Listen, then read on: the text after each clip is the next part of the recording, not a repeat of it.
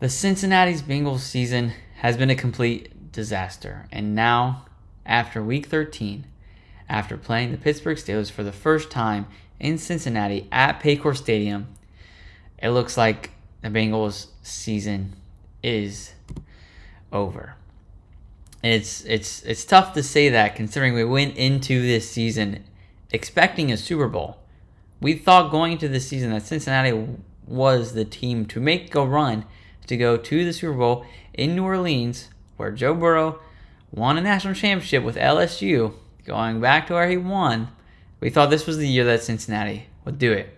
It turned out to be the opposite, as Cincinnati, as you might have guessed, lost to the Pittsburgh Steelers today in Week 13. Cincinnati falls to 4-8 after losing 38-44. And I think this game just showcases exactly how the 2024 season for the Bengals has gone so far. We are now 1-7 in one-score games. You heard that right. 1-7 in one-score games. That is unheard of. Unheard of.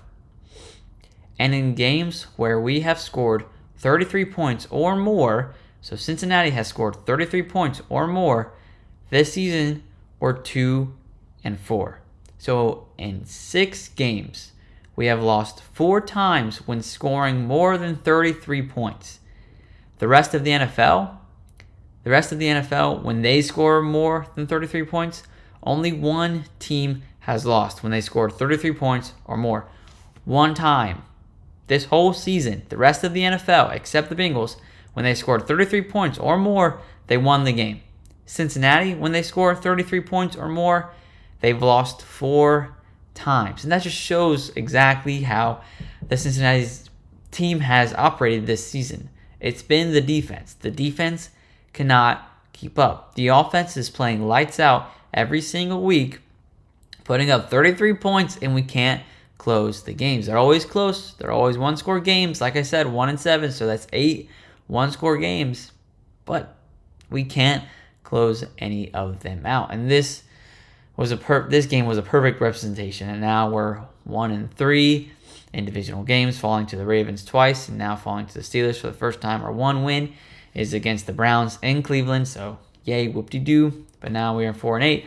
And pretty much not yet eliminated from the playoffs, but pretty much eliminated from the playoffs. And when they showed up the graphic, they don't even show us in the hunt anymore because we need a lot of things to happen to go our way. And the last thing we need to be worried about is the playoffs. This defense and this team continues to find ways to lose. And it's quite simple on what needs to happen. It's really just the defense. If we can get this offense, if we can keep this offense intact, then we'll be fine. If we can just get a good defense, or not even good, just a mid defense, we can go to the playoffs every single year with this offense. Is Mike Brown or the front office, anybody in the front office, Tobin, are they going to be willing to pay the money to get a good defense? I don't know. Are they going to ruin this by getting rid of T? Most likely. Are they probably not going to sign Trey Hendrickson? Most likely. So we're going to lose the other 2 players that we need, and it's really going to just come down to Joe Burrow and Jamar Chase, and then the rest of the team is just a bunch of people that save you money instead of spending your money to get good players. I don't like saying this, but it's looking like the Super Bowl window is closing pretty fast in Cincinnati. And this is exactly what Carson Palmer talked about when he was Cincinnati Bengal, when he requested a trade or saying he was going to retire, is because the organization and the front office is too cheap to build a team around the quarterback. And this quarterback, the best quarterback Cincinnati has probably ever had in their career, Joe Burrow, is most likely never going to win a Super Bowl because the front office does not want to pay money. But that's a whole separate video. Just let's stick to this game and talk about what happened. So let's just go through all the stats, explaining how much of a disgusting game this was. Let's go. It's going to be fun. All right. So let's just show these. These are just the 3 main factors for the offense. The QB, what they did, the running back, and what the receivers did. So like Russell Wilson. He went 29 for 38 for 414 yards. Russell Wilson threw for over 400 yards against the Cincinnati defense. and 3 touchdowns, and he opened the game with a pick 6. But that doesn't matter, considering he threw for 400 yards against our defense. What about Joe Burrow? He went 28 for 38, so pretty similar stat there. He threw for 309 yards and 3 touchdowns. He had 1 interception. It wasn't his fault. It got tipped out of line of scrimmage, and then T. Higgins tipped it, which caused a pick. It wasn't his fault. If we went and scored on that drive, most likely would have won the game. And then once again, there was a fumble right after that series, which the Steelers picked up and ran all the way for a touchdown. So if that didn't happen, this game probably turns out differently and Cincinnati wins the game, which is what we have been saying the entire year. If 1 or 2 things go our way, we win the game. Yes, that is true, but 1 or 2 things didn't go our way. They went the other team's way, and we lost. So not much we can do there. But Joe Burrow has now gone back to back to back. 3 games in a row where he has thrown for more than 300 yards and had 3 touchdowns and has lost the game. That is the first time in NFL history a quarterback, well, it was the first time in NFL history a quarterback had gone back-to-back with 300-plus yards passing and 3 touchdowns and still lost. Now we're breaking more history. Joe Burrow's gone back-to-back games with 300-plus passing yards and 3 touchdowns and has lost every single game. Every single game. That has happened to that happened to Tom Brady 3 times in his career. 3 times in his career. It has happened 3 weeks in a row for Joe Burrow. All right, let's go to the rushing.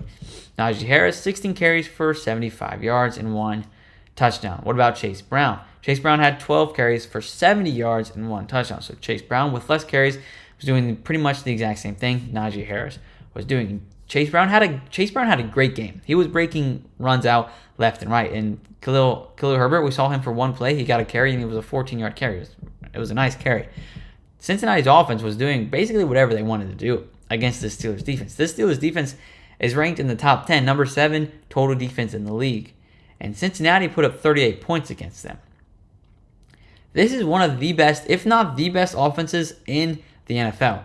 If you just get a mid-defense, a subpar defense in Cincinnati most likely goes undefeated. I know that's a stretch, but I'm just saying that's how over-exaggerated this is. That this offense is so good, and if we can keep this offense together, there's no reason why we shouldn't go win the Super Bowl 5 years in a row. I know I'm being exaggerating, but that's clearly what it is. What about the receivers? George Pickens had 3 receptions for 74 yards and 1 touchdown. Jamar Chase, 6 receptions for 86 yards and 1 touchdown. T. Higgins also had a touchdown, and Yoshi had a touchdown as well, were the other 2 touchdowns for Joe Burrow. Now, all of these stats, especially Russell Wilson, shows how much this defense needs to improve. You're allowing Russell Wilson. I love Russell Wilson. He's a great quarterback. But he's getting up there in the age, and he's a veteran quarterback. He knows what he's doing, but he's getting up there in age. And Russell Wilson should not be throwing for 400 yards in any game, especially with the offense they have. Let's be honest. Pittsburgh doesn't have the greatest offense in the NFL. They're a decent offense, but they're pretty mid offense compared to the rest of the offenses in the NFL. They got Russell Wilson, they got George Pickens, and they got Najee Harris. They got a stacked team. But their offense compared to the other offenses in the league is not that good. Once again, great offense, but compared to other great offenses in the league, not one of the best. And that's just a fact. But anyways, our defense allowed this mid offense to score 44 points. 44 points. 4-4 in Cincinnati. Our defense allowed a mid offense to score 44 points in Cincinnati. Russell Wilson threw for 400 yards against our defense. I'm pretty sure that's the first time Russell Wilson has ever thrown for 400 yards. That might be a lie, but I'm just going to go my way. If it wasn't the first time ever, it was definitely one of 5, maybe. It just shows Cincinnati's defense is the main problem in Cincinnati. I know that's not like, oh, wow, that's not mind-blowing, but it just shows exactly why the 2024 season for the Cincinnati Bengals has turned out to what it is. That's not it. Let's look at the rest of the stats, and no, they're not fun. Total yards. The defense for Cincinnati allowed 520 total yards against them. 520 yards total passing and rushing against the Cincinnati defense. 410 passing yards and 110 rushing yards. They were averaging 7.9 yards per play. 7.9 yards per play. A mid-offense threw for 410 yards against us, rushed for 110 yards, 520 total yards, and had 7.9 yards per play against the Cincinnati defense. Mid-offense was doing this to probably the worst defense in the NFL, and it's looking like it is, yes, the worst defense in the NFL.